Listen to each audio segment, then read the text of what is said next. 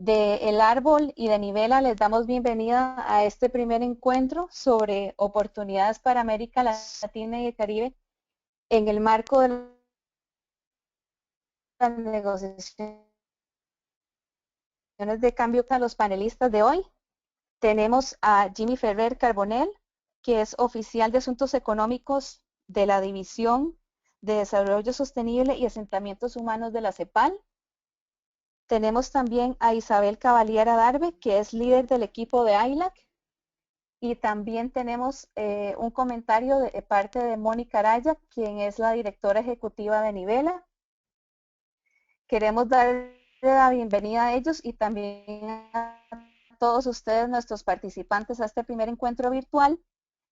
Vamos a darles un tiempo a los panelistas para que expongan y les invitamos a ustedes, los participantes, a que hagan sus preguntas a través del chat, ya que después de las presentaciones tendremos un espacio para dirigirlas.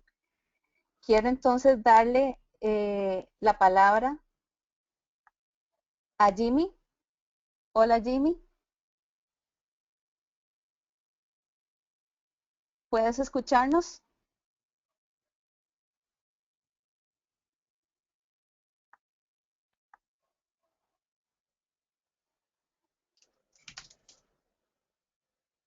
Hola, buenos días. Hola, buenos días. ¿Me escuchan? Sí. Ah, perfecto. Te hemos pasado la pantalla para que puedas proyectar la presentación. Perfecto, Alejandra, muchas gracias. Bueno, muy buenos días a todos y a todas. Queremos primero que todo agradecer a los organizadores de este evento virtual por la invitación que le han cursado a la CEPAL para dar a conocer algunos lineamientos o algunas de las ideas que venimos trabajando desde hace algunos años en los temas que tienen que ver con los desafíos sociales, económicos y ambientales de América Latina frente al cambio climático. En la mañana de hoy quisiera dedicar unos minutos para presentar algunos de los temas más relevantes sobre este tema tan importante como es el cambio climático en América Latina, y quisiera comenzar diciéndoles que, bueno, en América Latina el tema del cambio climático ha aumentado de nivel de importancia en los últimos años. Esto se ve reflejado de manera importante en la importante participación que han tenido en las cumbres sobre el cambio climático. Quisiera iniciar hablando un poco acerca de las manifestaciones del cambio climático. Creo que el quinto reporte del IPCC es contundente al señalar la evidencia. ¿Perdón? No podemos ver tu presentación. Te pasé el panel de mando, tenés que aceptar mostrar la pantalla. Perfecto. Ok, seguida. ¿Ahí se ve? ¿Ahora sí pueden ver la pantalla? No, todavía no. Voy a volvértela a pasar.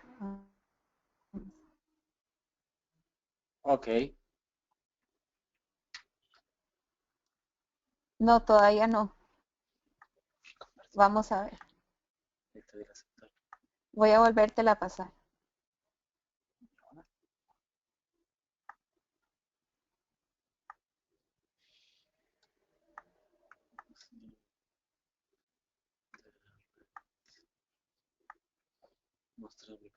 Ahora sí, tiene que salir una ventanita que dice mostrar pantalla. Ahora sí la podemos ver. Ahora sí, perfecto. Adelante. Ok, Alejandra. Pero comenzar diciéndoles que, bueno, el quinto reporte del IPCC es muy claro al manifestar claramente la evidencia de la resistencia del cambio climático, sí, a nivel global. ¿Pueden ver la presentación?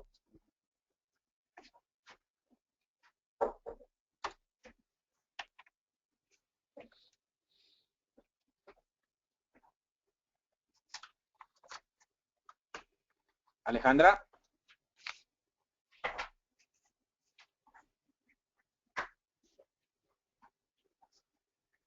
¿Aló, se escucha, Alejandra?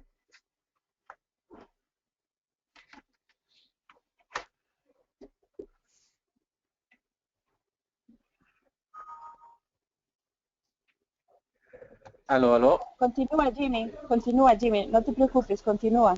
Sigue con tu presentación, no hay ningún problema. Ah, perfecto. Ok. Ah, ok, muchas gracias. Les decía entonces que el quinto reporte del IPCC claramente nos muestra las evidencias del cambio climático. Evidentemente, las últimas 3 décadas han sido progresivamente mucho más calientes que las anteriores. Las proyecciones hablan para el 2050 que posiblemente exista un aumento de temperatura alrededor entre 1 y 2 grados centígrados y que para final de siglo este aumento de temperatura pueda alcanzar cercanamente los 4 grados centígrados.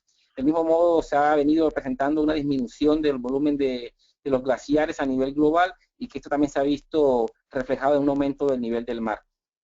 Esto es importante señalarlo y más aún en el contexto de América Latina, dado que América Latina, a pesar de no ser un emisor importante en términos relativos a nivel global, sí es altamente vulnerable a las manifestaciones del cambio climático.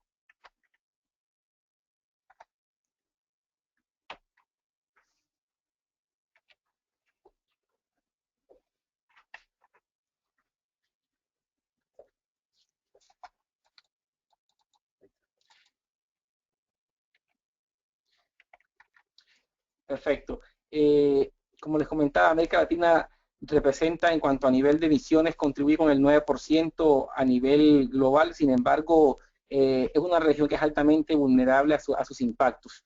Las emisiones de América Latina están concentradas más que todo en el sector de energía y en el sector de agricultura y cambio de uso del suelo. ¿Sí? Algunos estudios realizados, entre otros por CEPAL, señalan que ante un escenario de aumento de 2.5 grados centígrados de temperatura, respecto al promedio histórico, esto significaría un impacto económico de entre 1.5 y 5 puntos porcentuales del Producto Interno Bruto de toda América Latina y el Caribe.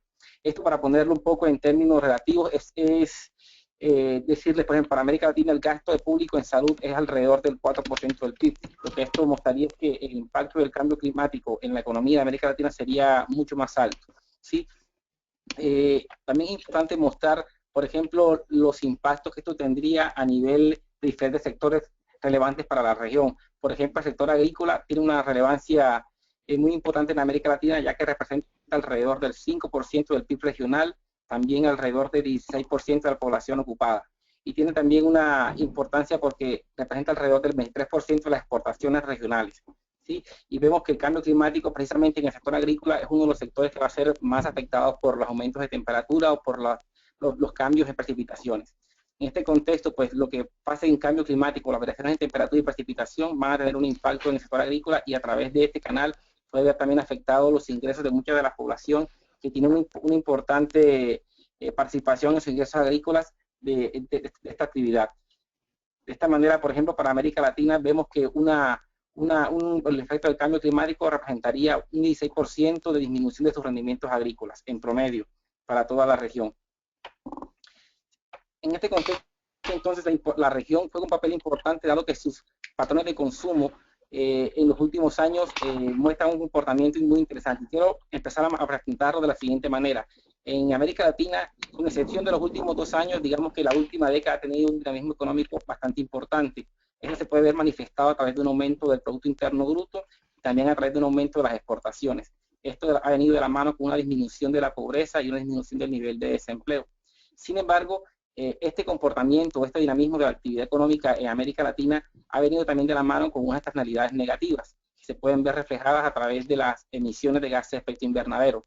Como mencionaba anteriormente, en América Latina las emisiones están más que todo concentradas en el sector energía y en los últimos años han venido aumentando notablemente.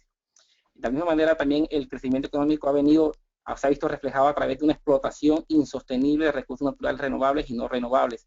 Muchas de las economías o los países de América Latina soportan sus ingresos económicos a través de la explotación de algunos recursos naturales, como puede ser el caso del cobre, el carbón, el petróleo o el gas. De igual manera, podemos decir que este dinamismo de la economía se ve también traducido a través de una mayor relevancia de actividades que son poco sostenibles, como es la actividad de transporte terrestre. De esta manera, por ejemplo, en América Latina vemos que el tráfico vehicular ha venido aumentando de manera importante en los últimos años, con unas consecuencias importantes también en términos de accidentes viales y también de deterioro de la calidad del aire.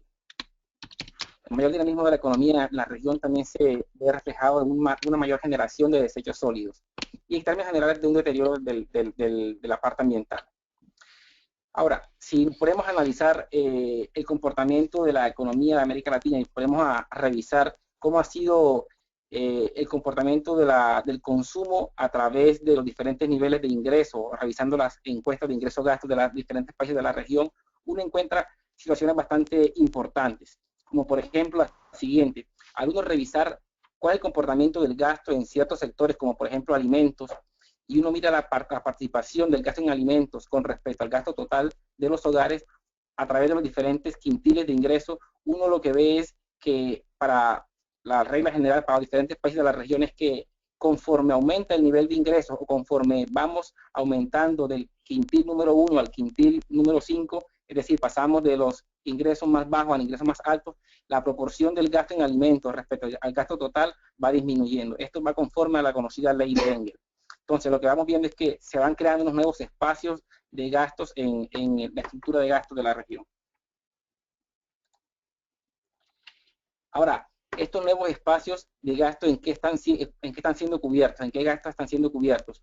Cuando igualmente revisamos el comportamiento del gasto de los hogares y nos centramos en un sector importante como es el gasto en gasolinas, uno encuentra que el comportamiento es totalmente contrario al que reflejábamos en el caso de los alimentos. En este caso, la proporción del gasto de los hogares en gasolina respecto al gasto total por quintil de ingresos va aumentando conforme aumenta el nivel de ingreso de los hogares. Esto es, pasamos del quintil 1 de gastar alrededor de 1% del gasto total en combustibles a un 5 puntos porcentuales respecto al gasto total en el quintil número 5.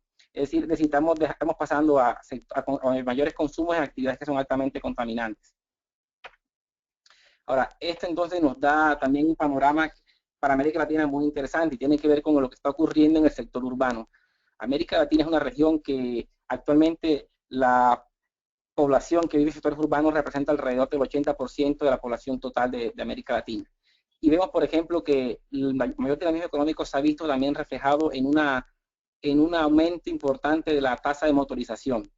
En América Latina la tasa de motorización está alrededor de 250 vehículos por cada 1000 habitantes. Ahora, esto también tiene una estrecha relación con el crecimiento económico de los países. Y si esperamos que en un futuro próximo el dinamismo de la economía aumente y que se vea reflejado en un mayor aumento del PIB per cápita, esto va a venir necesariamente de la mano con un aumento también de la tasa de motorización en los países de América Latina.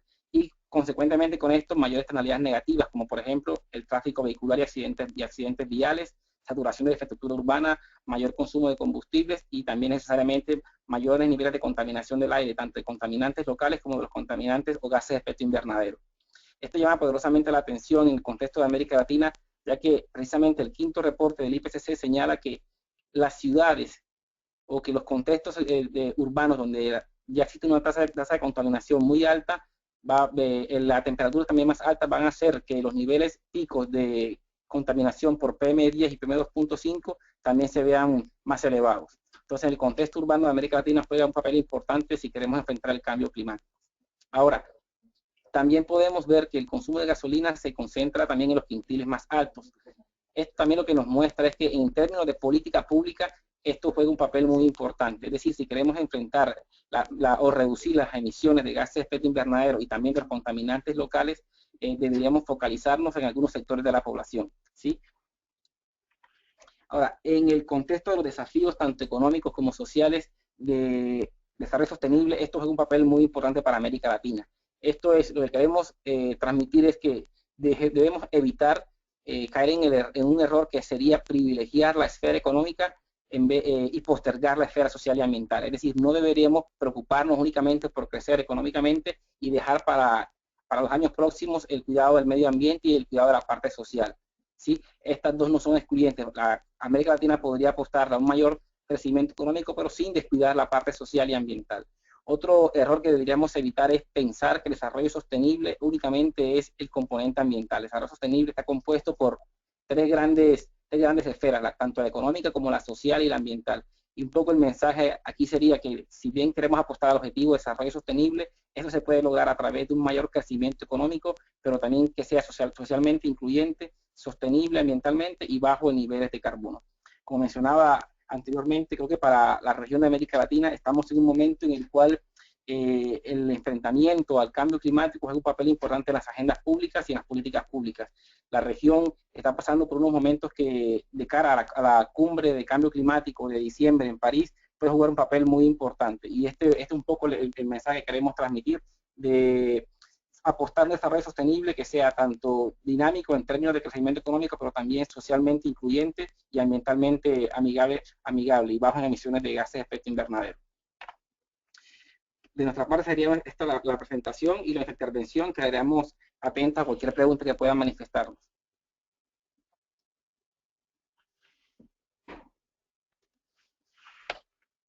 Muchas gracias, Jimmy. Es bastante interesante el panorama que tenemos en América Latina y cómo los patrones de consumo no sostenible, ¿verdad?, han cambiado. Quiero darle ahora la palabra a Isabel Cavaliera Darbe, quien es líder del equipo de ILAC. Bienvenida, Isabel.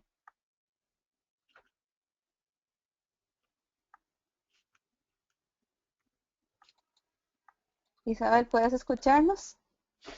Buenos días a todos. Muchas gracias por la introducción y por la invitación. ¿Me escuchan bien? Sí. Excelente, Te gracias. escuchamos. Súper. Muchas gracias y buenos días. Muchas gracias, por supuesto, a Nivela por la organización y por toda la invitación, y a todos los demás organizadores del webinar. Para mí es, por supuesto, muy grande el honor de poder haber sido invitada como panelista en la mañana de hoy. Entonces, les extiendo un agradecimiento muy especial por la invitación y por la organización del webinar. También, por supuesto, gracias a Jimmy. Jimmy, qué gusto saludarte. Por la presentación tan interesante que acabamos de escuchar. Como siempre, la CEPAL nos ilumina bastante bien desde la perspectiva económica en que estamos en América Latina respecto al cambio climático, y siempre es importante contar con esos números. Quería empezar por mostrarles un momento rapidito mi cámara. No es que les quiera mostrar a mí misma. ¿Puedo prenderlo yo directamente? Creo que sí. Es que les quería mostrar, hola, esta soy yo en mi oficina. Les quería mostrar, no sé ni siquiera quiénes están hoy en el webinar, pero les quiero mostrar que estoy estrenando una taza que está buenísima, me encanta, porque al calentarse la taza, aumenta el nivel del mar y se desaparecen las costas que van a desaparecer con el calentamiento global. Y esta es América Latina. Qué impresionante, ¿no? Esta es la América Latina con el nivel del mar en aumento. Me pareció impactante, nunca había visto esa imagen de América Latina. No sé si todos la están pudiendo ver. Bueno, con esa pequeña ilustración ya apago mi cámara porque, chao, porque creo que baja la calidad de la red. Pero solamente quería empezar con esa pequeña demostración para empezar la presentación. Hoy no tengo, por cierto, diapositivas, pero les quería comentar que pues el encargo que me han hecho es el de hablar sobre las oportunidades para resolver los desafíos que hay en América Latina. Por supuesto, si yo tuviera todas las soluciones, creo que estaríamos, no sé, me habría ganado algún premio, pero no las tengo. Pero lo que me encantó de la tasa es ver que los desafíos son enormes, y no solamente son desafíos a nuestro desarrollo económico, sino incluso, como pueden ver, a nuestra geografía de manera bastante impactante, y que la primera oportunidad que este año se abre a partir de las negociaciones internacionales de un nuevo acuerdo global es la oportunidad que no podemos desaprovechar, y es la de lograr un acuerdo que efectivamente evite los impactos del cambio climático en la mayor medida posible. Es decir, que sí logremos un acuerdo efectivo, y en lograr un acuerdo efectivo la mayor oportunidad para América Latina es básicamente seguir existiendo y seguir existiendo con la oportunidad de un desarrollo y de una prosperidad en el futuro que se perdería si no lográramos realmente evitar el cambio climático. Entonces, gracias por la indulgencia de ver mi taza, de la cual estoy muy emocionada porque me encanta la taza del cambio climático. Entonces les iba a hablar de básicamente 3 grandes oportunidades que yo veo este año, que fue lo que me encargaron para este webinar. Mi perspectiva no es una perspectiva desde la economía, que es lo que nos comentó Jimmy hace un rato, que es una perspectiva más económica. Yo les voy a complementar esa visión con una perspectiva quizás desde una mirada un poco más política y del proceso internacional que en este momento en el que está el planeta para lograr un acuerdo en París, porque por supuesto esa es la experiencia que yo tengo y en lo que trabajo actualmente. Qué pena por esta introducción tan larga, pero lo último que tengo que decir es que esta presentación, por supuesto, la estoy haciendo a título personal y no involucra las posiciones de los países miembros del Grupo ILAC ni del grupo en su conjunto tampoco. Entonces, las tres oportunidades que identifiqué están entrelazadas. La primera está basada en torno al momentum político que está generando la negociación del nuevo Acuerdo de París. Básicamente, el Acuerdo de París está renovando la atención política internacional en torno al tema del cambio climático tras el golpe duro que sufrió el proceso de negociación con la COP de Copenhague en el 2009, que no logró un acuerdo. Ha sido posible en los últimos años volver a reactivar ese momentum político, y eso tiene varias implicaciones importantes que implican oportunidades. Por un lado, contribuye a la movilización de actores estatales y no estatales en torno al tema, ayuda a que a nivel nacional haya una definición más rápida de política pública y más ambiciosa, que es jalonada por la atención política internacional en el tema. Hay un mayor movimiento en temas de acceso a recursos financieros, tanto nacionales como externos, para los países de la región.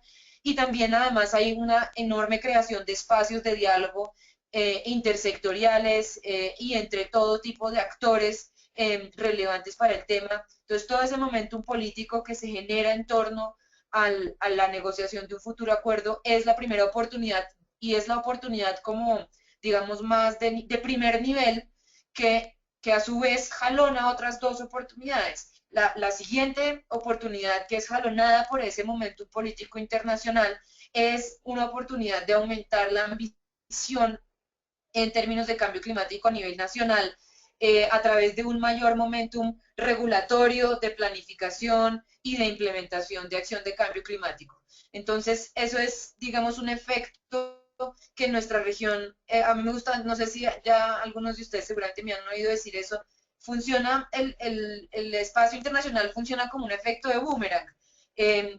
Desde el nivel nacional, uno bota el boomerang a la arena internacional, el boomerang va al nivel internacional y vuelve con fuerza para jalonar la política nacional. Y esa es una oportunidad que es importantísimo tenerla en mente para este momento preciso, y es que estamos en el momento en el que la política, el momentum internacional puede jalonar el momentum regulatorio de planificación y de implementación a nivel nacional. Eso implica que, por ejemplo, doy un ejemplo específico, el proceso de formulación de las contribuciones nacionalmente determinadas, o INDCs, como se conocen por su sigla en inglés, pueden tener un excelente, implican una excelente oportunidad regulatoria y de planificación que es jalonada por ese momento político exterior. Esto también a su vez ayuda a que pueda haber una mayor transversalización del tema de cambio climático en las políticas nacionales de desarrollo en general. Digamos que una contribución nacionalmente determinada, bien hecha, es una contribución que está hecha de manera bien entretejida con las políticas de desarrollo a nivel nacional.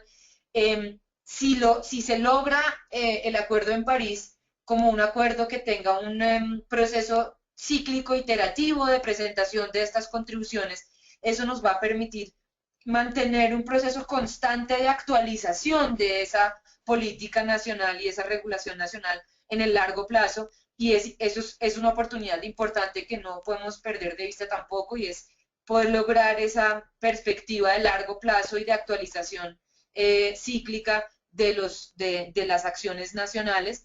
El hecho de que tengamos ahora una revisión ojalá para robustecerlo del sistema de reporte y verificación internacional, ayuda a que los procesos nacionales de mejora continua de las acciones de cambio climático sucedan y ocurran, digamos, de manera cada vez más ambiciosa, que haya un sistema de revisión en este momento que se está negociando, también obliga a los países a avanzar en materia de implementación de esas acciones planificadas.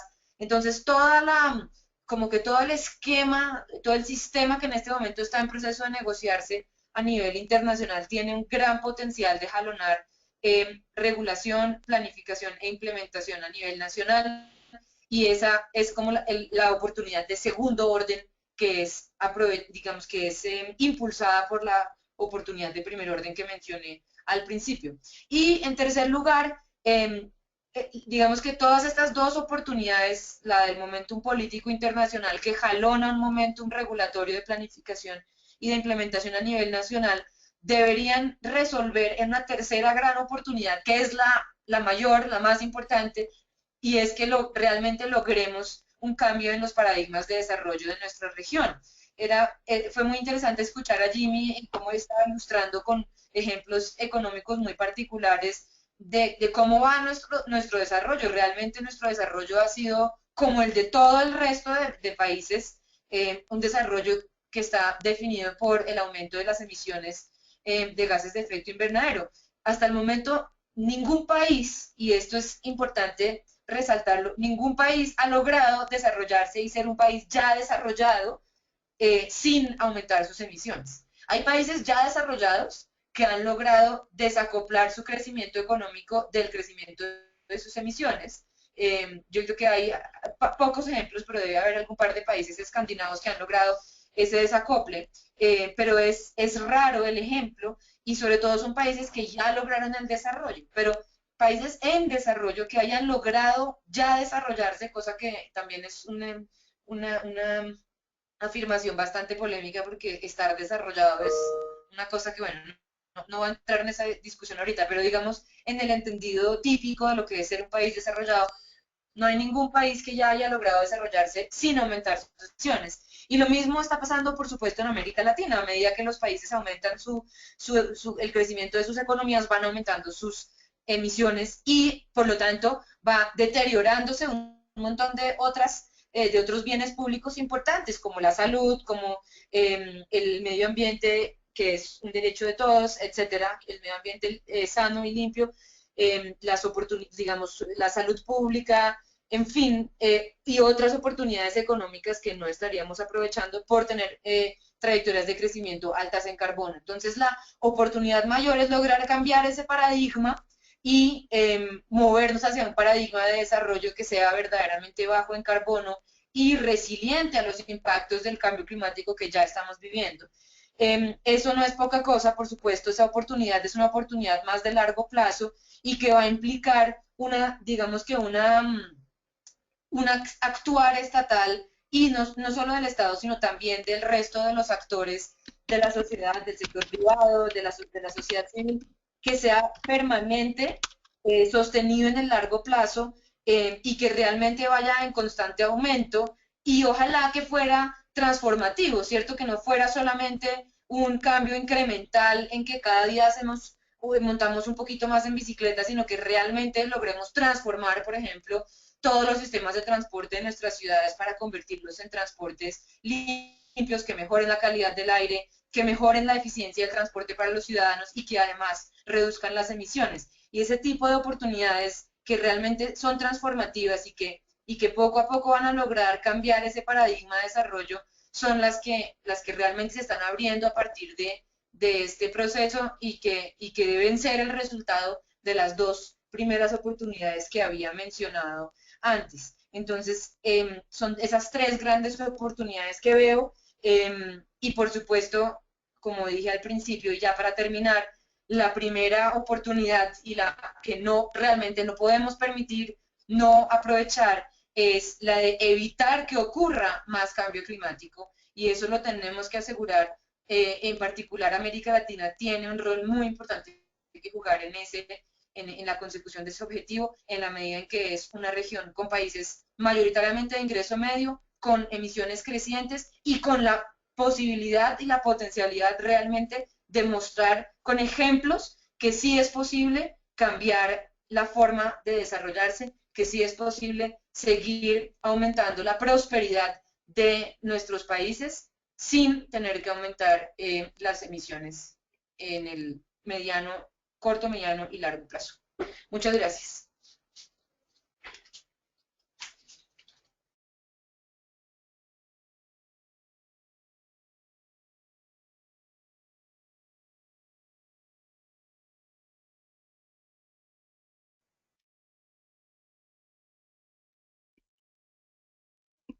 Muchas gracias, Isabel, por tu presentación. Muy interesante conocer tu perspectiva respecto de las oportunidades que existen de cara al Acuerdo de París y la oportunidad que tiene Latinoamérica de movilizar un poco el paradigma de desarrollo que ha estado instalado desde siempre. Para eso quisiéramos invitar ahora a Mónica Araya, directora ejecutiva de Nivela, a que nos comparta sus reflexiones respecto de las dos presentaciones y comentarios que hemos tenido hasta el momento. Así que te doy la palabra, Mónica, si nos puedes ayudar.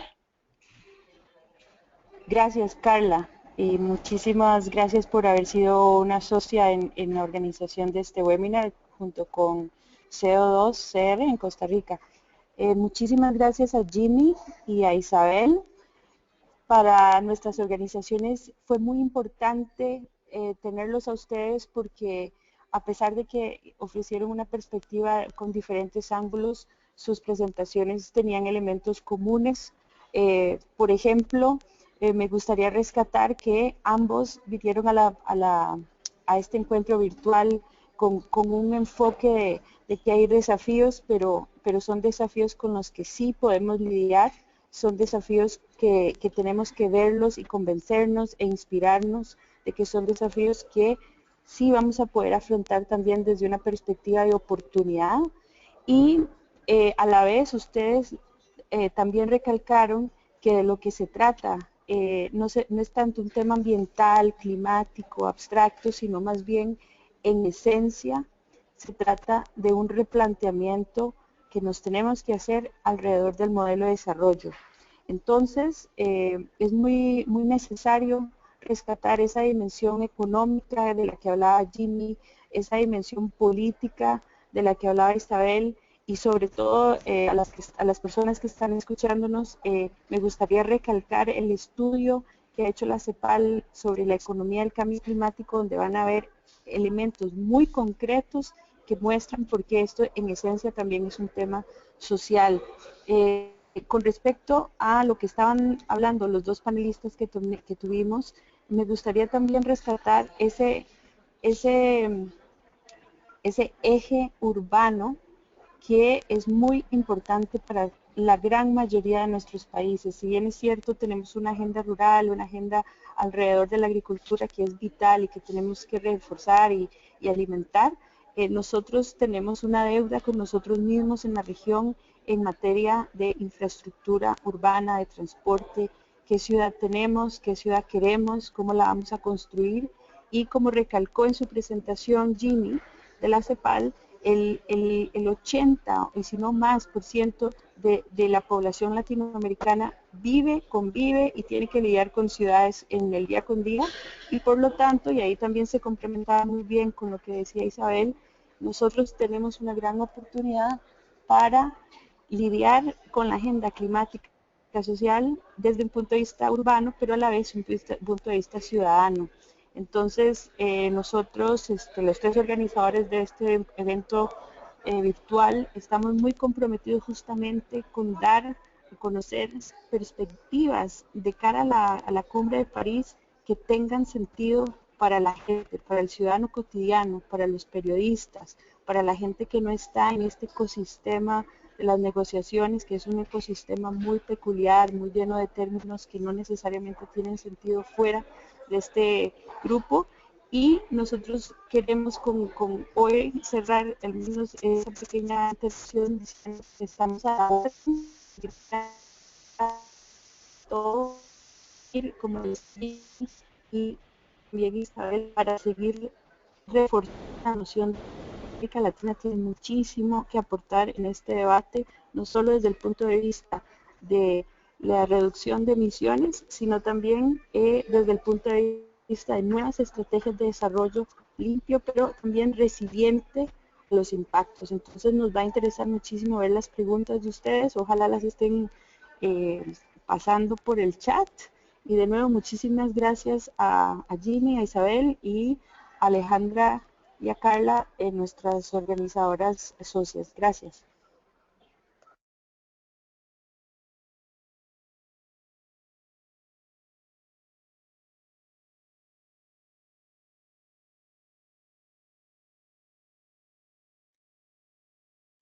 ¿Cómo está, Espacio a leer unas preguntas. Isabel? De parte de los participantes, tenemos una pregunta para Jimmy. Si de parte de Juan Carlos Hintiach, si le puedes dar una opinión en América Latina con territorio y el tema cultural y conocimiento tradicional pueden influir como actores y contribuir en el tema de cambio climático. Y para Isabel, también dice, se habla mucho de la aparición de la generación de nuevos empleos verdes. ¿Qué opinas al respecto? Vamos entonces con Jimmy primero.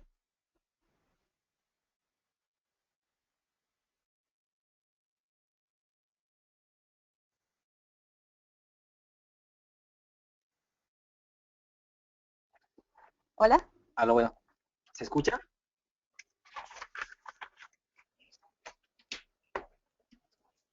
Juan Carlos, muchas gracias por tu pregunta. De verdad, muy interesante. Yo creo que el tema cultural y sobre todo el tema que tiene que ver con el comportamiento de los agentes, tanto económicos como de las personas en común, para el tema de cambio climático es muy importante.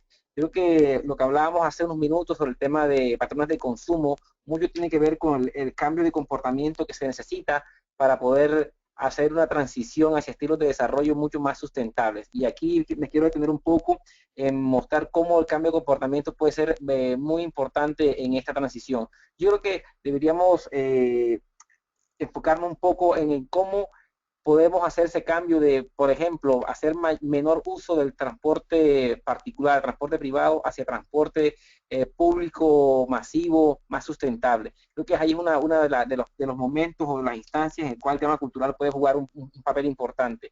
El tema de hacer mayor uso del transporte no motorizado, de las ciclorrutas, y creo que en esta parte el tema de la planificación y el cambio de regulaciones en los países de América Latina también puede ser y aportar bastante en este camino. En otras instancias en las cuales creo que el patrón cultural puede ser importante y relevante, tanto en el tema ciudadano como en el tema de cambio climático. Por ejemplo, el sector de residuos sólidos. Creo que las mayores emisiones en algunas ciudades asociadas al tema de mayores residuos sólidos se puede ver trabajado, contrarrestado con un cambio cultural en la menor generación de residuos sólidos y en el aprovechamiento de aquellos residuos que puedan ser reutilizables y aprovechables. Sí, de esta manera creo que podría dar dos ejemplos, tanto en el tema de transporte como en el tema de residuos sólidos, cómo el comportamiento, el cambio de comportamiento, el tema cultural puede jugar un papel importante hacia unas menores emisiones tanto de contaminantes locales como globales.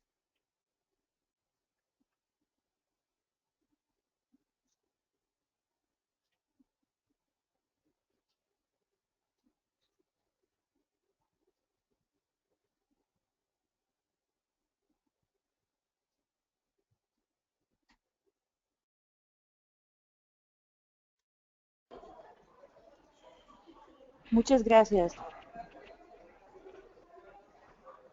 Vamos a leer otra.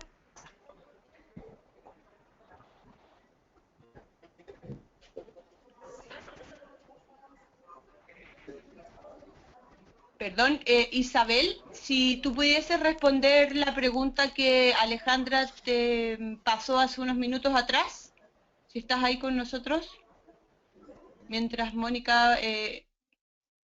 puede identificar una pregunta adicional.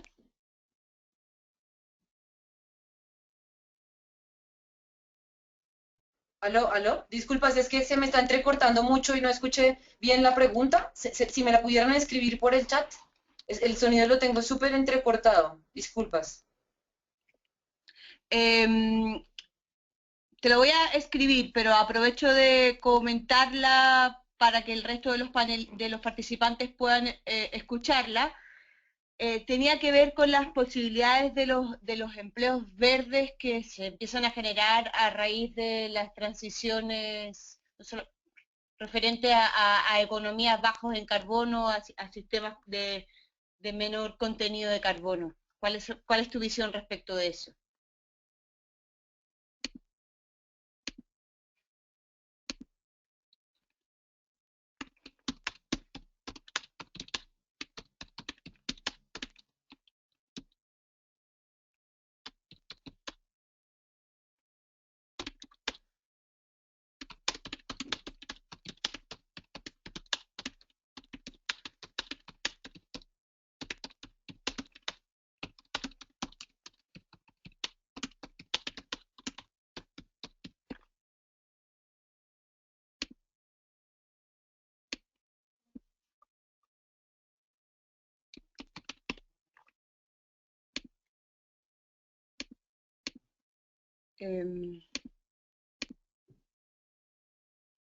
Hola, no sé si nos pueden escuchar.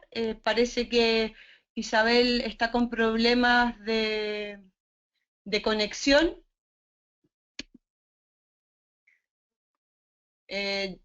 Nos comenta internamente que se entrecorta, entonces si podemos pasar a una nueva pregunta. Tenemos varias preguntas, iban dirigidas a Isabel, pero por el tema del sonido que está teniendo, me parece que podemos pasárselas a Jimmy. Por ejemplo, hay una relacionada directamente a la región centroamericana. Básicamente es una región beneficiada, estoy leyendo la pregunta, es una región beneficiada es una región beneficiada por la cooperación internacional y tiene actividades que son influenciadas por modelos de desarrollo de países avanzados. La pregunta que hace María Cecilia Estrada es cómo podemos visibilizar modelos nuevos en desarrollo bajo en emisiones que rescaten prácticas regionales, tradicionales. Como tenemos el problema con Isabel, tal vez Jimmy podría abordar esta pregunta de qué podemos rescatar de los modelos más nacionales, regionales, centroamericanos o incluso de otros lados de América Latina.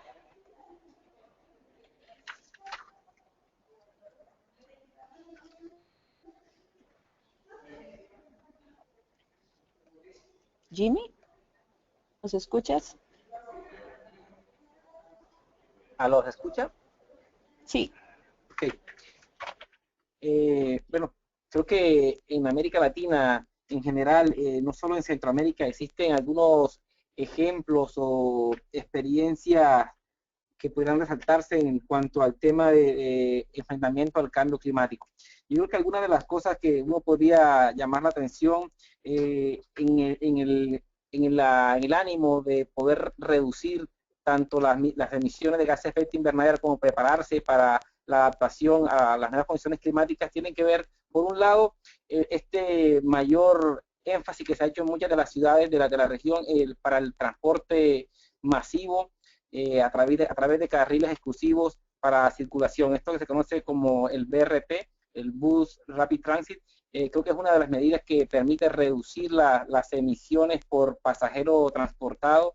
En algunos contextos de las ciudades de la región ha dado muchos resultados y ha sido un poco masificado y puesto como ejemplo en muchos de los foros donde se ha tratado de presentar experiencias exitosas para enfrentar el cambio climático y reducir las emisiones.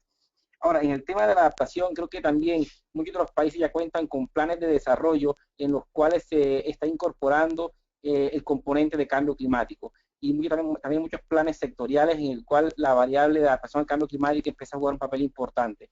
Y en este contexto creo que lo que se empieza a ver tanto en los sectores de agricultura como en el sector de prepararse para el aumento del nivel del mar en las zonas costeras, es relevante en los países tanto de Centroamérica como en los países costeros de Sudamérica. Creo que son experiencias que vale la pena resaltar y llamar la atención para que, bueno, creo que Isabel lo mencionaba en su intervención, el tema de la planificación y del ordenamiento territorial. En América Latina ya ha habido avance en este sentido y creo que por esa ruta se puede continuar de manera que pueda prepararse para enfrentar el cambio climático tanto a nivel de leyes como a nivel de planes de desarrollo.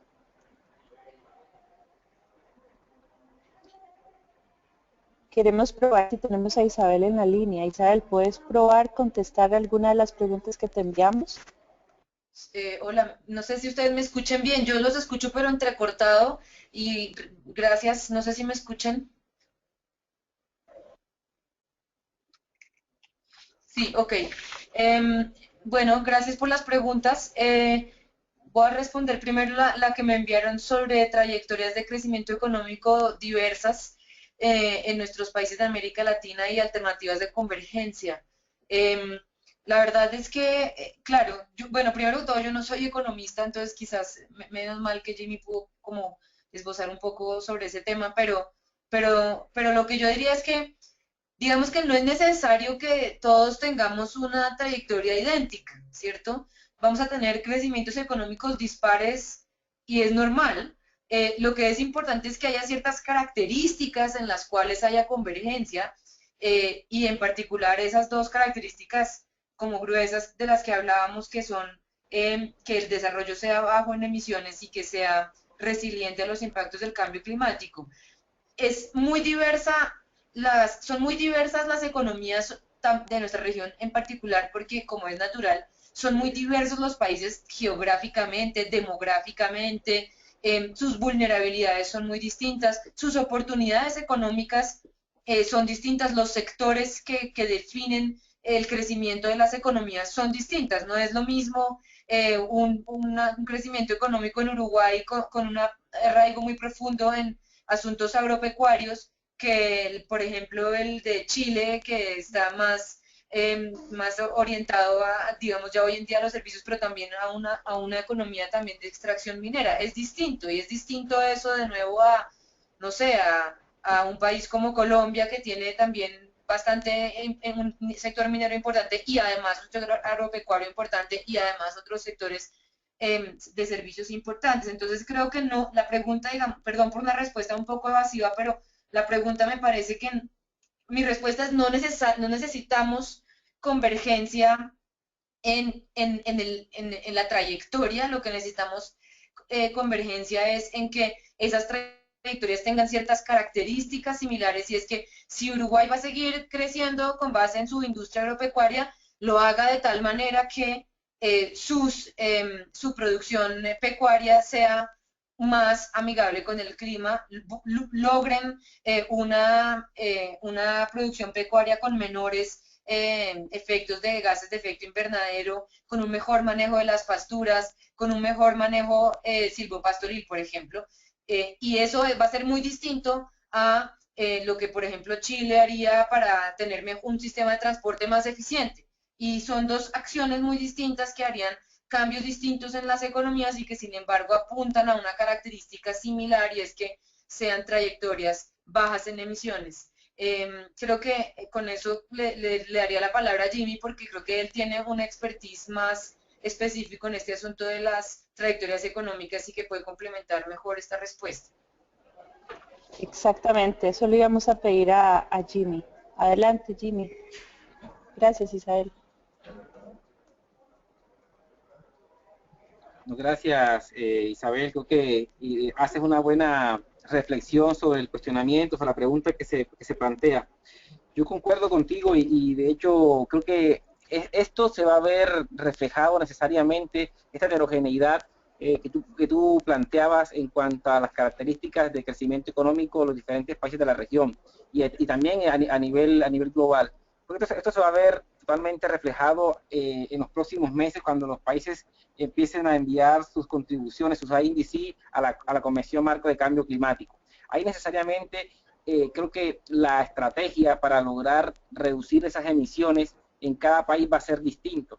y creo que va a ser necesariamente distinto porque cada país tiene unas características o unos sectores que aportan más a las emisiones, o unos sectores que aportan más al crecimiento económico y a su desarrollo, pero que también son unos sectores que también posiblemente son los que más contaminan.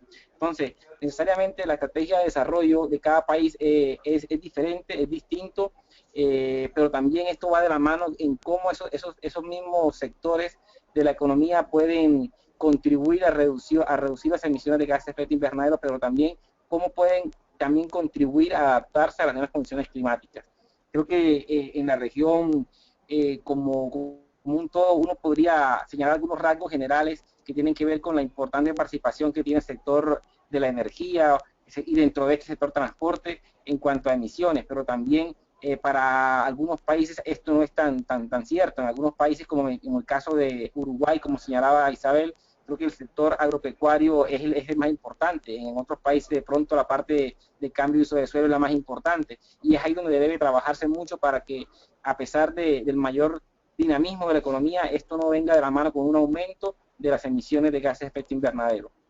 Ahora, creo también que la región ha hecho una apuesta por seguir creciendo en cuanto a nivel del Producto Interno Bruto, pero también esto ha venido también con un compromiso, y eso se ha palpado en los diferentes foros que a nivel regional y mundial se participa, en cuanto a que no debe desligarse el compromiso de continuar con un mayor crecimiento al de seguir trabajando porque este crecimiento no vea afectado la contaminación ambiental. Y no solamente aquí hablamos de contaminación a nivel de gases de efecto invernadero, sino también calidad del aire, que tienen impactos a la salud de la población, el tema de la contaminación del suelo, etcétera, etcétera. Así creo que en la región son muchos los caminos por los cuales se puede trabajar. La región es bastante diferente en términos de desarrollo económico, de desarrollo social, hay mucho por trabajar todavía, pero creo que el camino que sí que se debe continuar trabajando es porque el mayor crecimiento económico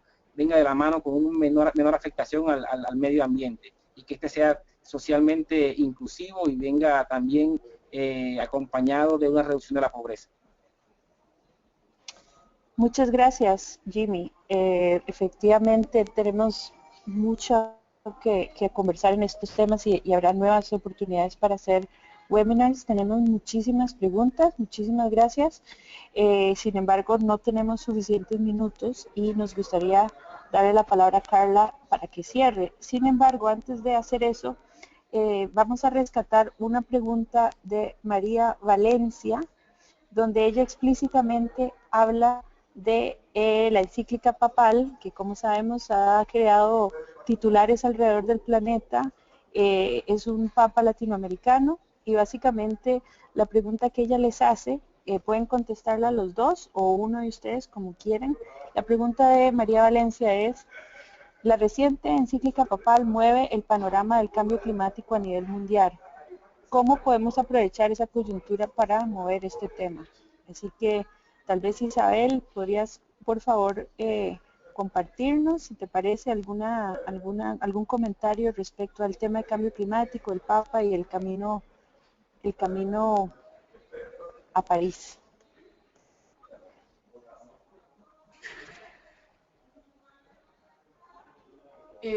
Hola, estamos hablando de la encíclica papal, si mal no entendí, de mi sonido un poco entrecortado. Sí, ¿Sí? efectivamente, Okay. sí. Gracias. Ok.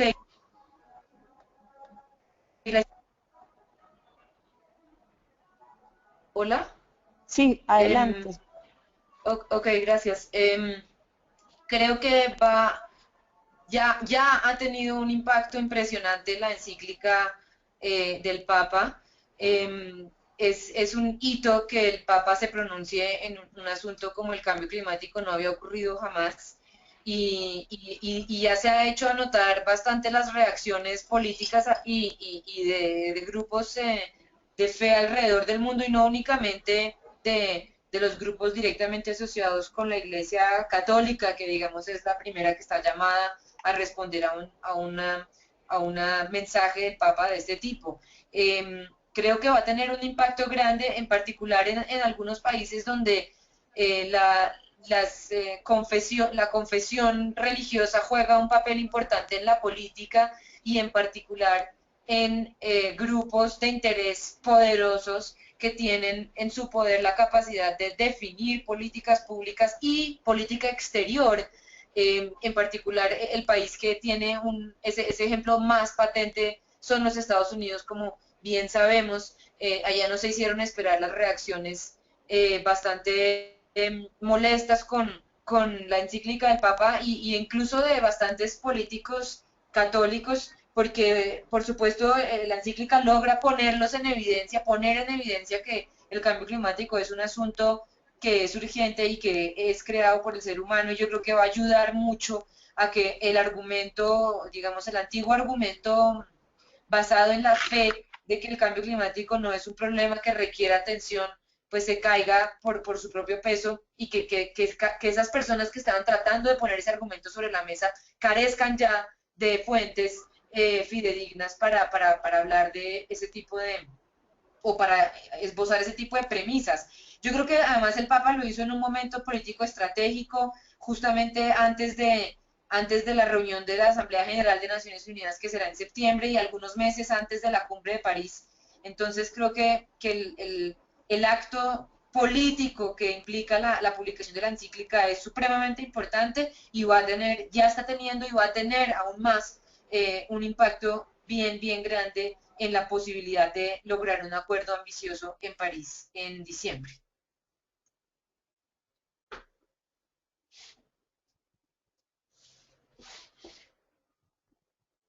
Jimmy, ¿te gustaría agregar algo con respecto a esta pregunta? Muchas gracias, Isabel. Sí, cómo no. Brevemente, yo creo que la encíclica papal nos muestra un nuevo llamado, una nueva voz que se manifiesta para hacer frente al cambio climático, para que los países sigan trabajando frente al cambio climático, para que haya un mayor compromiso y de parte de todos los países para comprometerse en lo que tiene que ver con políticas públicas en cuanto a reducir las emisiones que contribuyen al cambio climático. Y creo que todo esto, y lo mencionaba Isabel ahorita, el tema del momento es importante, porque esto resulta muy relevante de cara a lo que se avecina en la COP21 en París. Aquí se va a requerir necesariamente de una mayor compromiso, de una mayor fuerza de parte de los países para poder lograr un gran acuerdo que permita poner un freno, una reducción importante a las emisiones de los gases de efecto invernadero que causan el cambio climático. Pero yo creo que algo adicional que se menciona también de manera general en la encíclica tiene que ver no solamente con el tema del cambio climático, sino de manera más general a que el desarrollo económico de los países venga de la mano con un menor impacto sobre el medio ambiente. Y yo creo que detrás de esto existe también un llamado a que en realidad existe una mayor coordinación entre las políticas macroeconómicas nacionales con aquellas políticas sectoriales que tienen que ver con el cuidado del medio ambiente. Y en esto me detengo un segundo solamente para decir que se requiere una mayor coordinación y pongo como ejemplo aquellas políticas que tienen que ver con un mayor impulso a la industria, un mayor impulso para traer inversión extranjera a sus países, pero que también esto venga con algún compromiso de que sea con un menor impacto sobre el medio ambiente, al aire, al agua, al suelo, etcétera, etcétera. Sí, creo que bueno, la encíclica nos hace un llamado de compromiso a todos los países a trabajar en este camino, y que ojalá sea un compromiso que se vea reflejado en lo que se va a terminar de negociar en París a final de este año. Muchísimas gracias. Tenemos para tal vez 2 preguntas más. Como les decía antes, hay muchas preguntas, pero hemos tenido que concentrarnos en las que tienen así algún tipo de patrón. Entonces vamos a combinar una pregunta que nos hacen, que es dirigida a Jimmy, y dice, es respecto a las multinacionales que vienen a América Latina, y esta persona nos dice que estas multinacionales a veces marcan un rumbo peligroso para nuestro desarrollo. Entonces la pregunta concreta es, ¿cómo puede la región prepararse mejor para este reto de cara a las multinacionales, y cómo puede la región crear una nueva gobernanza climática para lidiar con esto? Y combinada esta pregunta, Jimmy, te agregamos otra muy relacionada que pregunta lo mismo, pero con un énfasis muy claro en China. Entonces sé que es una pregunta difícil, pero si puedes por lo menos abordar algunos elementos de esa mejor gobernanza climática. Y para Isabel, para que vaya pensando, hay una persona que le pregunta explícitamente cómo hay que pensar el INDC de un país, cómo es que específicamente se ve el INDC como una oportunidad para la mejora del cambio climático. Entonces esa es para Isabel. Gracias.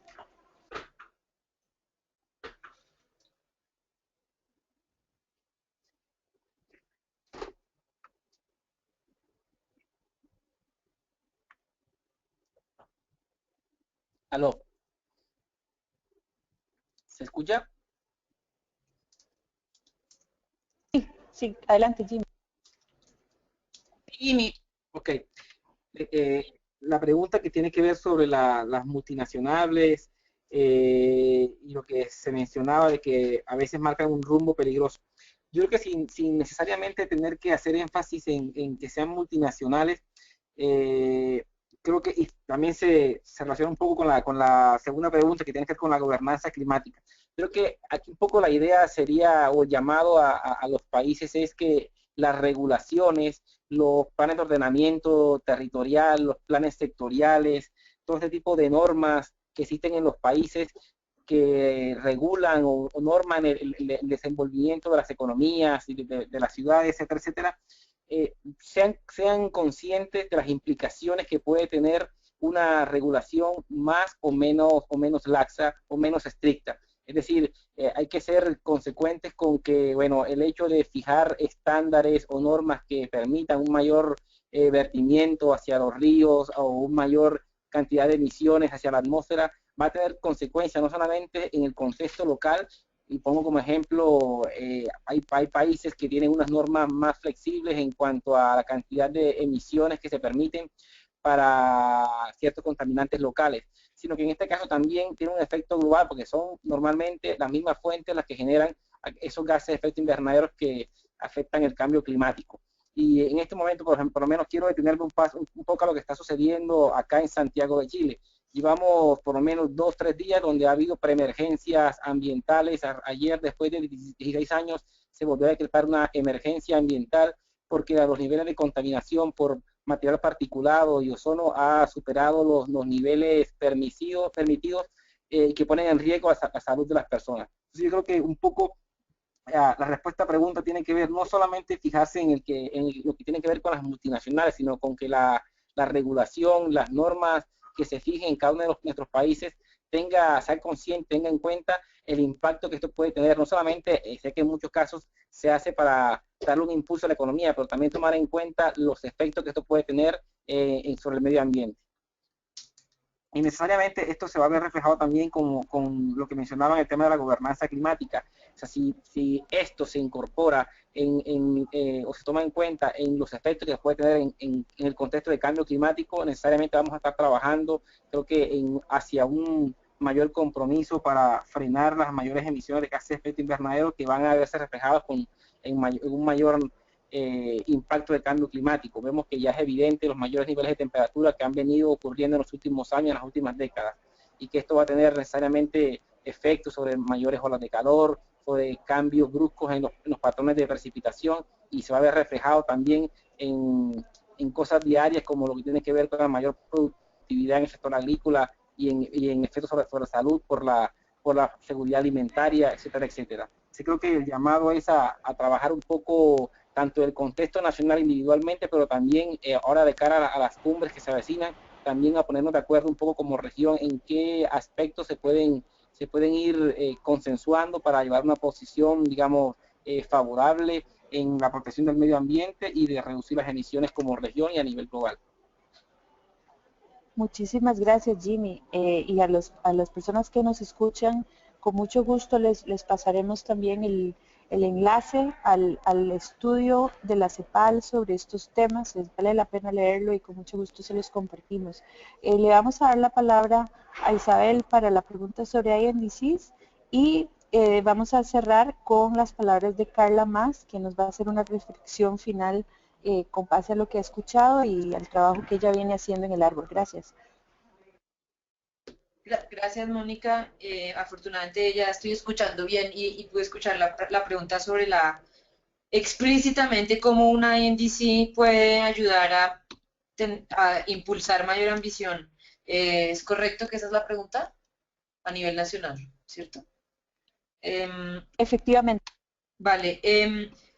Bueno, una INDC lo que es, para quienes no están muy familiarizados con la jerga de las negociaciones, es una contribución nacionalmente determinada, es decir, lo que cada país va a poner sobre la mesa y que se convertirá en su compromiso internacional en relación con mitigación y potencialmente, si el país así lo desea, también adaptación al cambio climático.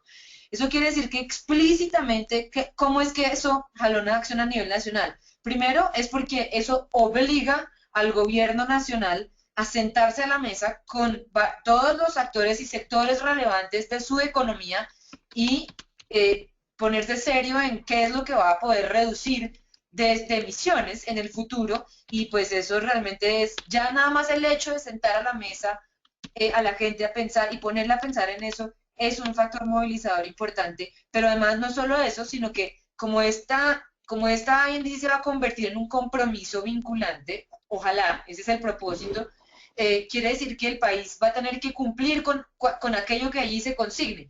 Obviamente el hecho de que esto sea nacionalmente determinado, digamos que le quita un cierto grado de dificultad en la medida en que cada país va a definir soberanamente hasta dónde puede llegar. Y esa, digamos, es una de si me preguntan a mí personalmente, por supuesto, es uno de los talones de Aquiles del sistema. Sin embargo, era muy difícil o es muy difícil dictar de arriba hacia abajo a través de un régimen internacional que es compuesto por los propios estados, dictar cuánto es lo que cada estado tiene que reducir. Entonces, digamos que el hecho de que sea construido por cada país ayuda mucho en la medida en que es apropiado por el gobierno y los sectores de cada país, y en principio, si es un proceso bien hecho, es un proceso que es más dado a producir buenos resultados en la medida en que está construido con base en lo que los sectores han identificado que pueden hacer, que está en sus manos hacer y que no, y que se necesita para lograr lo que se van a comprometer a reducir. Entonces, en la medida en que es el espacio en que el país se obliga hacia afuera, hacia la comunidad internacional, pues eso genera la necesidad de que a nivel nacional se siente, los actores se pongan serios y como que metan ahí, o como se me está escapando la palabra, pero que puedan expresar y incluir en esa contribución nacional qué es lo que se van a comprometer a hacer, y por lo tanto los obliga a pensar en efecto y a poner en marcha acciones que les permitan cumplir con ese compromiso. Ahora, ¿cómo se ve una INDC en la práctica? Es algo que ustedes pueden ver en la página web de la Secretaría de la Convención Marco. Con seguridad, si buscan en Google van a encontrar varias INDCs de los países que ya las han presentado. De nuestra región únicamente un país hasta la fecha ha presentado su INDC, que es México. Poquitos países en desarrollo hasta ahora las han presentado, pero en Internet pueden encontrar varias de países desarrollados también y se pueden hacer una idea cómo se ven. La verdad es que generalmente se ven de forma un poco escueta, pero detrás de la formulación un poco escueta que van a ver en esos documentos, lo que hay es un enorme trabajo técnico y de concertación política al interior de cada país, para que un país que es serio en la formulación de su contribución pueda realmente poner eso sobre la mesa como aquello que será su compromiso, es decir, que va a haber un sistema que le va a verificar si efectivamente cumplió con eso que había propuesto que iba a hacer. Entonces, eso realmente es un incentivo bastante importante para que los países se pongan serios. Obviamente, el argumento siempre va a existir de un país y un gobierno que no sea serio y que decida poner ahí cualquier cosa y después no lo cumpla. Eso siempre puede pasar, pero digamos que la idea no es que eso pase y uno actúa siempre. Obviamente el sistema internacional funciona con base en el principio de la buena fe, y la idea es que todo el mundo y todos los países hagan ese ejercicio de forma muy seria, y eso implique que realmente se movilice la ambición a nivel nacional. Muchas gracias por la pregunta y por toda la oportunidad de interactuar con ustedes hoy. Gracias, Isabel. Y ahora le daremos la palabra a Carla Mas del Árbol Latinoamericano. un minutito y ya está con nosotros. Hola a todos, sí, espero que me escuchen bien. Bueno, como Mónica les comentó, mi nombre es Carla Mas, yo soy editora para América Latina y el Caribe de una iniciativa que se llama El Árbol. Para aquellos que no lo conocen, pueden referirse a la página web que es www.treealerts, como árbol alertas, .org/es, ahí pueden un poco conocer sobre la iniciativa. Y la idea de estos minutos, yo creo que nos vamos a tomar solo 8 minutos, algo así, en honor al tiempo, era discutir un poco, que conversáramos un poco sobre las alternativas para poder modificar e incidir el discurso público respecto de la necesidad de generar acción climática en los países de América Latina y el Caribe.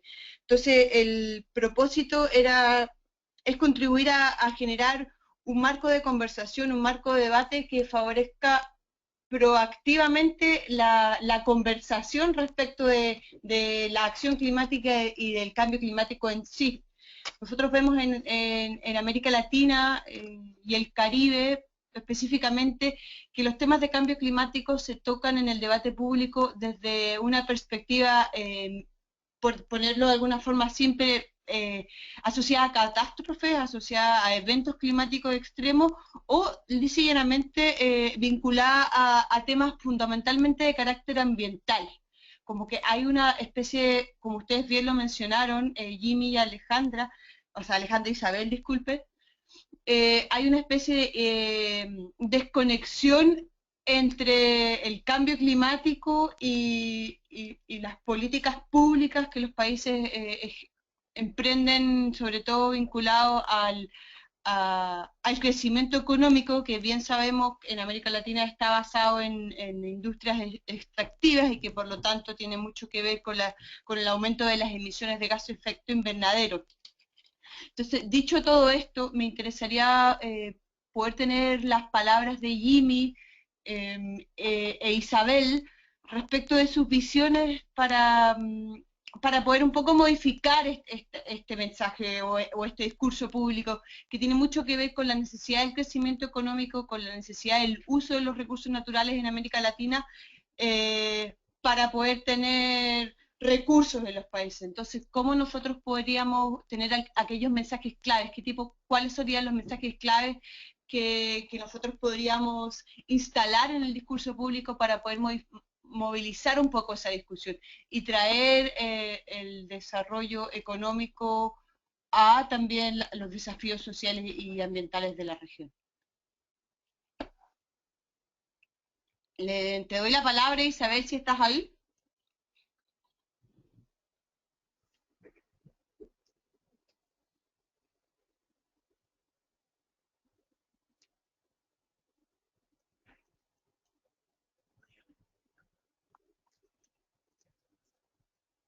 Hola.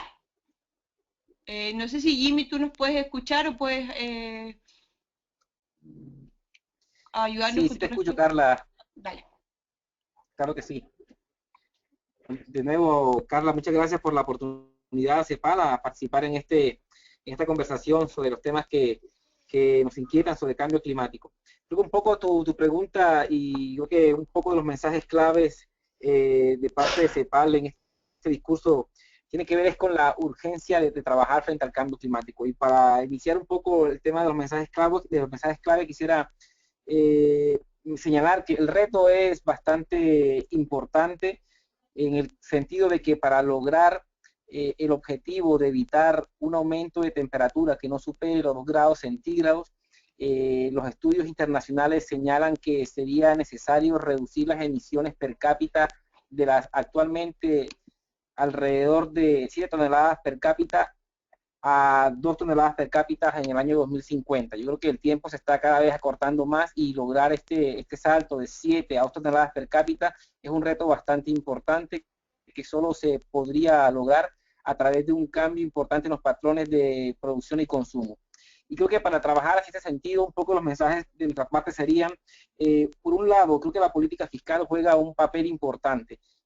Creo que el tema del financiamiento para enfrentar el cambio climático ha sido debatido en los últimos foros y creo que aquí se habla bastante en términos de cómo el financiamiento internacional puede contribuir a los países en desarrollo a enfrentar el cambio climático. Creo que es una esfera, un lado del cual hay que trabajar bastante, cuáles son las barreras de los países de América Latina y el Caribe en particular para acceder a esos fondos internacionales que les permitan implementar medidas que les ayuden a reducir sus emisiones y a preparar los planes de desarrollo y de adaptación al cambio climático. Pero creo que por otro lado también la política fiscal interna, la política fiscal a través de la cual los propios países pueden contribuir a generar cambios en comportamiento y cambios de conducta que logren también reducir las emisiones tanto de los contaminantes globales como los gases de efecto invernadero, como también los contaminantes locales que generan efectos sobre la salud de la población. Entonces, por un lado, la política fiscal a través de reducir los subsidios a actividades que son contaminantes al medio ambiente o a través de colocar algún tipo de impuestos o contribuciones que permitan mandar una señal acerca de lo que realmente cuesta o lo que cuesta socialmente algunas actividades como el uso de combustibles, el uso de los automóviles o las extracciones de recursos naturales no renovables. Creo que por otro lado, aparte de la política fiscal, creo que esto debe ir acompañado de un cambio también en la regulación que permita generar un cambio de comportamiento en ciertas actividades que son dañinas nuevamente al medio ambiente o que generan mayores emisiones de gases de efecto invernadero. Y aparte de la regulación, creo que también debe venir esto de la mano con que se vea reflejado en los planes tanto de desarrollo a nivel nacional como los planes sectoriales. Y que esto se vea también complementado con aquellos planes de adaptación en los sectores que requieren trabajar hacia una adaptación a las nuevas condiciones climáticas. Entonces, creo que un poco el llamado o los mensajes clave sería a trabajar desde los países, tanto en el tema del financiamiento internacional como cómo puede contribuir la política fiscal interna a generar cambios de comportamiento y cómo esto a través también de cambios en regulación y en planificación puede generar un cambio importante hacia estilos de desarrollo más sostenibles, socialmente incluyentes y bajos en emisiones de carbono. Muchas gracias, Jimmy. No sé si Isabel estará ahí, si la conexión estará un poquito mejor. Sí, no, disculpas, esta vez fue error mío porque no supe funcionar con los botoncitos del sistema. Disculpas, pero muchas gracias por tu pregunta y por la oportunidad de comentar sobre el tema y sobre todo de complementar a Jimmy porque lo que ha comentado es muy cierto y es supremamente importante. Yo diría para complementar, haría hincapié en un punto que mencionaste que me parece que es el punto crítico y es la falta de coherencia que pareciera que existiera y que en muchos casos existe entre las políticas nacionales y, digamos, generales de desarrollo y de crecimiento económico y las políticas de cambio climático que a veces parecen estar en silos o incluso los discursos internacionales de cambio climático de algunos de los países de nuestra región versus lo que ocurre en sus espectros nacionales. Y yo lo que diría al respecto es que dos cosas. Primero que es natural que estas cosas ocurran en todos los gobiernos del mundo porque el Estado no es un monolito, obviamente. Digamos que generalmente es bastante común que haya un Ministerio de Minas y Energía que hace una cosa y un Ministerio de Ambiente que hace otra y realmente la coordinación intersectorial es una de las cosas más difíciles de lograr en un gobierno y en general en la política pública estatal. Entonces eso es bastante normal, no quiere decir que esté bien. Creo que hay que superar esa falta de coherencia, como esa desconexión que mencionabas. Pero para ello no solo es muy importante todo lo que mencionaba Jimmy, sino que yo creo que terminaré con este punto y es que es súper importante que la ciudadanía le exija a sus gobiernos que este sea un tema central en la agenda pública, porque hasta que eso no ocurra, hasta que en América Latina el cambio climático no se convierta en un tema de primer orden de la agenda pública, que aparece en todos los medios de comunicación, que es uno de los asuntos de debate electoral, que es uno de los puntos de rendición de cuentas de los gobiernos elegidos en función de la solicitud de la ciudadanía, no va a existir un verdadero impulso para que los gobiernos generen esa coherencia de la cual estabas hablando, Carla. Entonces, el papel de la ciudadanía y el papel de la sociedad civil en esa solicitud a los gobiernos en todos los espacios de participación es absolutamente crítico. Creo que sin ese nivel de exigencia es muy difícil que esa conexión y coherencia se vaya a lograr de manera, digamos, de manera profunda y de largo plazo como es requerido. Y muchísimas gracias de nuevo por la oportunidad. Muchas gracias a ambos, creo que sus visiones se complementan perfectamente. Nosotros, bueno, en el árbol, desde los ejercicios que hacemos, que tienen mucho que ver con tratar de informar y contribuir a la generación de narrativas para favorecer transiciones, estamos interesados en trabajar coordinadamente con actores de la sociedad civil para poder instalar un poco y movilizar estos discursos. Y hay un tema en particular que nosotros hemos podido ver, que me gustaría tomar en los últimos minutos para poder recibir sus visiones, que tiene que ver con las agendas nacionales y las agendas internacionales en cambio climático, que nosotros vemos que las agendas nacionales y los debates nacionales en América Latina, como bien ustedes lo mencionaron, no necesariamente están coordinados con las demandas sociales. O sea, hay una cantidad de demandas y movilizaciones, no sé, puntualmente en Chile, que es donde yo vivo. Hay una movilización muy fuerte respecto al tema de la educación y hay movilizaciones también muy fuertes en comunidades que están afectadas por industrias extractivas, también en Chile como en todos los países andinos. Entonces, ¿cómo nosotros podríamos tratar de vincular aquellas movilizaciones con la acción climática? ¿Qué elementos podrían contribuir a vincular o a interrelacionar aquellos elementos que hoy nosotros vemos en nuestros países que movilizan a la ciudadanía en general con la necesidad de empujar los límites de la acción climática en nuestros países? Entiendo que es una pregunta un poco compleja, pero ahí se las dejo para su reflexión. No sé si, Isabel, tú nos puedes ayudar con esa pregunta, y luego Jimmy. Ok, gracias Carla, muchas gracias por esa pregunta tan buena. Me hiciste recordar inmediatamente un libro que recientemente terminé de leer, que lo deben conocer, es muy famoso, que es el libro de Naomi Klein, que se llama This Changes Everything, donde hace un llamado muy bien argumentado a que las movilizaciones, diversas movilizaciones sociales en torno a varios temas, es exactamente lo que acabas de describir, realmente encuentren en el cambio climático el elemento unificador y transformativo que va a lograr, digamos, apalancar todas esas otras, otros asuntos y esas otras, digamos, temas de movilización social. Y es bien interesante el libro, pero pues yo, digamos que no tengo la solución final, pero una de las formas que se me ocurre que sí es importante para poder lograr usar el cambio climático como ese eje articulador es que con eventos como este podamos lograr cada vez más dejar a un lado esa idea de que el cambio climático es un asunto de los ambientalistas y al contrario resaltar todos los impactos que el cambio climático tiene, tanto por la necesidad de evitarlo como por sus impactos en la vida real, en esas otras solicitudes y aspectos de movilización, en cómo en la movilización por la educación de Chile, que es famosa en todo el continente y que en efecto ha tenido grandes impactos en la agenda pública chilena, puede apropiarse del discurso climático, porque es que, no sé, así podría uno articular argumentos en torno a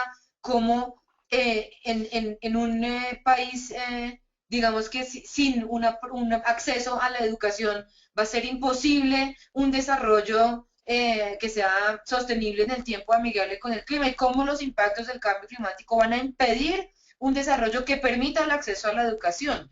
Y lo mismo con movimientos en torno a la industria extractiva, de cómo esa es la propia industria que parece que está, digamos que en el corto plazo está siendo la que mueve, es el motor del crecimiento económico, pero a la vez a largo plazo es en función del cambio climático que esta misma industria es la que está impidiendo que el país, los logros en el desarrollo que el país tenga realmente puedan ser irreversibles y pueda superarse la pobreza en el largo plazo.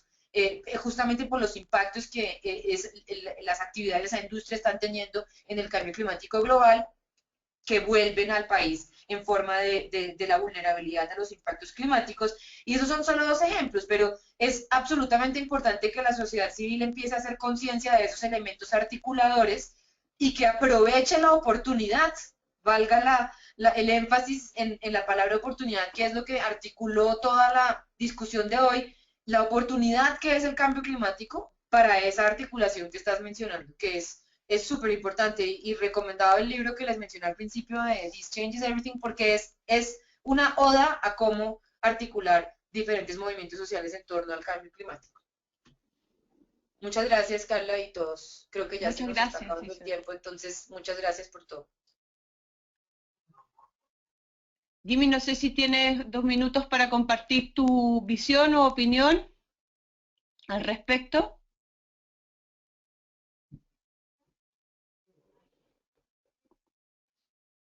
Parece que Jimmy está con problemas de conexión, entonces yo creo que no queda más que agradecerles a todos por su participación. Fueron poco más de 1 hora de encuentro virtual. Este es el primer encuentro virtual de un programa conjunto entre Nivela, CO2 CR y El Árbol. Estamos desarrollando un programa de 5 encuentros que esperamos abordar distintos temas de interés para América Latina que nos ayuden a aumentar e intercambiar conocimientos entre actores interesados en el debate sobre cambio climático, y también a encontrar aquellas narrativas y elementos que podemos favorecer e insertar en el discurso público en favor a la acción climática en nuestros países.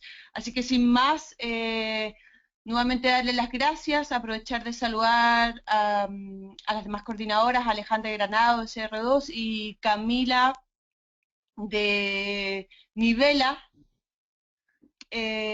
y agradecer nuevamente a todos su participación. Esperemos tenerlos a todos juntos en la próxima sesión, que será el próximo mes, ya en agosto. Enviaremos las invitaciones con el tiempo correspondiente para que todos puedan estar con nosotros. Un placer y hasta la próxima.